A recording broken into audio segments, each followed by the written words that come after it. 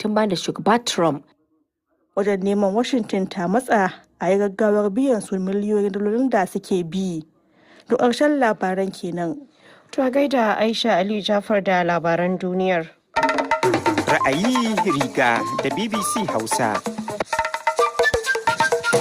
To madalla kafin shirin namu bari mu baku wani ɗanɗano akan halin da ake ciki a jihar Kano, inda gwamnan jihar Kano Abba Kabir Yusuf ya sanar da ficewarsa daga jam'iyyar NNPP, inda ya ce ya ɗauki matakin ne saboda barakar da ya ce ta yi wa jam'iyyar katutu. Abba ya ce rikicin cikin gida da ya dabaibaye jam'iyyar ta NNPP ya yi yawa, wanda a cewarsa shi yasa ya ɗauki wannan mataki na ficewa domin fifita bukatun al'ummar Kano. Ficewar dai na kunshe a cikin wata sanarwa da mai magana da yawun gwamnan Sunusi Bature da Wakin Tofa ya fitar ɗazu-ɗazun nan. A cikin sanarwar ya ce gwamnan ya aika wasikar ficewa daga jam'iyyar ta NNPP zuwa shugaban jam'iyyar na mazaɓar Isa Ciranci ta karamar hukumar Gwale. A wasikar ya ce na rubuta wannan wasiƙa ne domin bayyana maka a hukumance cewa na fice daga jam'iyyar NNPP daga ranar Asabar 25 ga watan Janairun 2026. To sai ku biyo mu a shirye-shiryenmu na gaba domin jin ƙarin bayani. To bayan shan labaran duniya da ɗanɗanon nan kuma yanzu za mu shiga filin namu na ra'ayi riga na yau, wanda kamar yadda kuka ji a shimfiɗar shirin zai mayar da hankali kan matsalar faɗan daba da kashe-kashe a jihar Kano Najeriya. Sai dai an naɗi wannan shirin ne tun a watan Agustan shekarar da ta gabata. Domin haka wasu alƙaluma ko kuma wasu sunaye za su iya bambanta a ciki. Bari dai in koma gefe na barku da abokin aiki na Haruna Ibrahim Kakangi, wanda shi ne jagoranci wannan tattaunawar. Masu sauraro barkanmu da warhaka a cikin shirinmu na ra'ayi riga. Daba da satar waya sun zama tamkar annoba a Kano, jiha mafi yawar al'umma a arewacin Najeriya, inda lamarin ya zama tamkar ruwan dare. Babban matsalar ita ce yadda lamarin ke haifar da asarar rayuka da dukiya. Mutane da dama waɗanda suka tsira kuma daga cikin irin wannan matsala an bar su da taban da ba zai taɓa warkewa ba har ƙarshen rayuwarsu. To me ke haifar da wannan matsala? Kuma me yasa ta ƙi cinyewa? Haka nan mecece maslaha? Akan haka ne za mu yi wannan tattaunawa a nan birnin Kano, inda muke tare da mutane daban-daban masu ruwa da tsaki. Farko muna tare da Yusuf Ibrahim Kofar Mata, kwamishinan kimiyya da fasaha da kirkire-kirkire kuma shugaban kwamitin inganta zaman lafiya a jihar Kano. Barka da warhaka. Barkamu da saduwa wannan dare mai albarka. To madalla. A bangare na hannun dama kuma muna tare da SP Abdullahi Haruna Kiyawa, mai magana da yawun rundunar 'yan sandan Najeriya a jihar Kano. Barka da warhaka. Assalamu alaikum wa rahmatullahi ta'ala wa barakatuh. So ta bangare ɗaya kuma akwai Zainab Nasir Ahmed, shugabar kungiyar yaƙi da matsalolin matasa wato Yospace. Barka da zuwa kema. Salamu alaikum, barkanmu. Barka dai. Sannan kuma muna tare da sauran mutane masu ruwa da tsaki kamar Tasi'u Rabiu daga Kofar Mata, akwai Abdulhadi Sani Kofar Nasarawa, akwai kuma Salisu Ibrahim Zage. To idan muka fara da kwamishina ko ce shugaban kwamiti, me yasa daba take cinyewa a jihar Kano? To bismillahir rahmanir rahim. Ita daba ba wai ta cinyewa ba, a'a wasu dalilai ne suke kawo ta, kuma wayannan dalilan su ne ake kokarin yin maganin su babu dare babu rana. Kamar ka ce kamar ba ta cinyewa ba, yadda ake samun rahotannin irin wannan artabu tsakanin gungun matasa ko kuma a ce an je an yanki wancan ai kaga za a ce ta cinyewa. To shikenan, ka san ita daba in ka duba historically ta dade ana yin ta, in ka ɗau rigima irin ta Suwaru da Gyaranya, sannan an zo ana yin rigingimu wanda suke nan mafarauta tsakanin siya da kuri da kura, wanda mai girma jagora sanata Rabi Musa Kwankwaso sun 1999 ya kawo aka yi sulhu wannan rigingimu suka kare. Daga nan kuma aka samu zaman lafiya har sai lokacin da shekarun baya kuma ya kasance ba a yi wani kyakkyawan tsari game da wayannan 'yan daban ba saboda al'amura na siyasa. To bayan nan ne kuma dabar ta daɗa dawowa ta ta'azzara. Amma abin da nake so in gaya maka shine a nan mun samu matsaloli na rashin zaman lafiya a yankin arewa maso gabas da kuma yankin arewa maso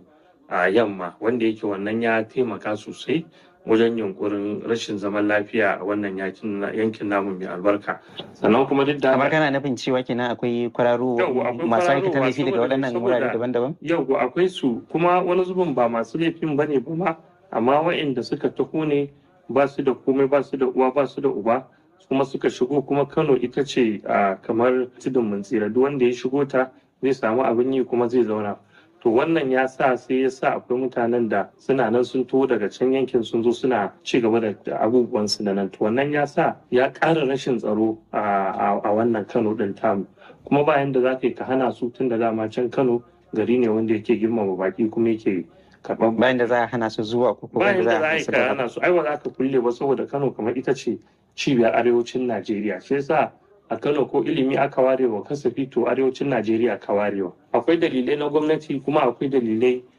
wanda kamar zan ce maka to amma kafin mu je ga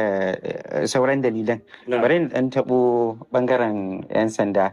Kiyawa kamar ya girman wannan matsala wani irin rahotanni kuke samu akan irin wannan batu na daba to alhamdulillah muna gode Allah subhanahu wataala da ya bamu daman tattauna wannan matsala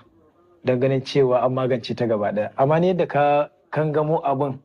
kamar za a nuna cewa duk jihar Kano ma kawai ana wannan harka ta faɗan daba ne to ya kamata wanda yake sauraron mai sani a jihar Kano ba duka jihar ba akwai unguwanni muhimmai waɗanda sun yi ƙaurin suna kuma da na zo Kano na zagaya na kamar yadda na fara faɗa maka a jihar Kano muna da ƙananan hukumomi guda 44 ba fa ko ina ne ake wannan harka ta daba ba yawancin al'umma suna nan cikin birni yawa ƙananan hukumomin da suke cikin birni su ne guda 8 wanda a cikin kuma ƙananan hukumomin nan guda 8 in ka dauki a cikin kaso 100 zaka ga gaba ɗayan su kaso 18 ne cikin 100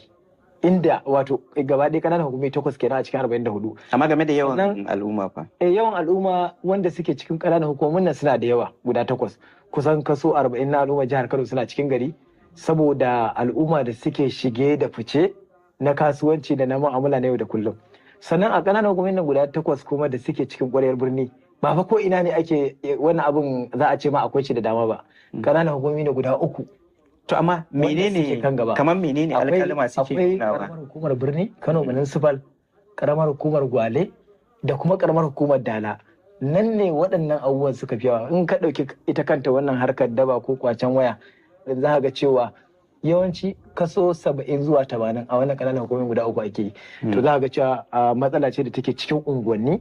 wanda kuma in ka ga ƙoƙarin da ake za ka ga cewa baya da za a magance ta fa kowa sai ya ba da gudunmawa kafin a kai ga nasara. Kamar alƙalma me suke nuna akai misali waɗannan irin rahotanni kuke samu na ayyuka irin wannan na daba? To mukan samu rahotanni kuma gaskiya rahotannin da ake samu canjawa suke yi. Wasu lokutan za ka ga harkar ta dabar ta yi ƙasa kusan za mu ce ma an kusa magance ta. A wani lokacin kuma sai ka ga ta dawo. Akwai abubuwan da yake dawo da harkar daba ɗin. Misali zan baka idan aka yi zaɓe lokacin da aka ce an zo takarar zaɓe to da hankalin yawancin irin waɗannan matasa da suke fitowa harkar daba faɗan kwacen waya za ka ga hankalin ya koma fita kamfen duk za a bi kuma wuraren da ake harkoki na taron siyasa wurin suke zuwa to lokacin da aka ce kuma an gama duk wani abu na siyasa ya tafi to a wani lokacin kuma matasan ba irin wannan yawon siyasa din to sai kaga an koma cikin unguwa ba a fita ba abubuwan yi sai kaga an koma fadace-fadace ko irin wannan kwace-kwace to abin da yake haddasa abubuwan yake dawowa kenan ko kuma yake raguwa. To bari mu taɓo Zainab ke ma kin dan yi bincike kan irin waɗannan abubuwa kuma a cikin garin nan kin san abubuwan da suke faruwa kamar ya girmanta wannan matsala tsakanin matasa kuma wace illa take musu. To idan ka duba ma aka yi maganar ishu din daba da kwacen waya to ai matasa ne suke yin wannan crime din laifin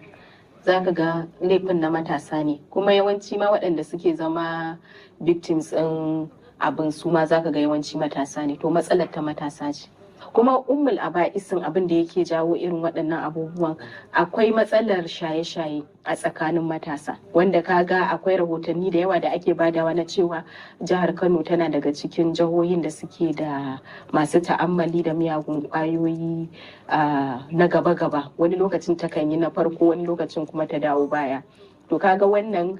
yawanci zaka ga waɗanda suke yin rigingimin daba da kwacen waya da sauransu ba a cikin hayyacinsu suke yi ba zaka ga sai sun yi amfani da waɗannan miyagun kwayoyi wanda ya kawar musu da tunani ya kawar musu da hankali har suke zuwa su aikata irin waɗannan abubuwan kuma akwai matsalar rashin aikin yi a tsakanin matasa yadda za ka ga ba yadda za a ce matashi baya zuwa makaranta kuma ba shi da sana'a kuma ba shi da wani aikin yi to za ka ga duk su suke iya zama yawanci waɗanda ma kamar misali magana da PPRO ya yi na cewa in an zo siyasa suna tafiya to ba aikin yi ba kuma sana'a to kaga nan da nan za a iya ɗaukan su a shigar da su harkar bangar siyasa su je suna yin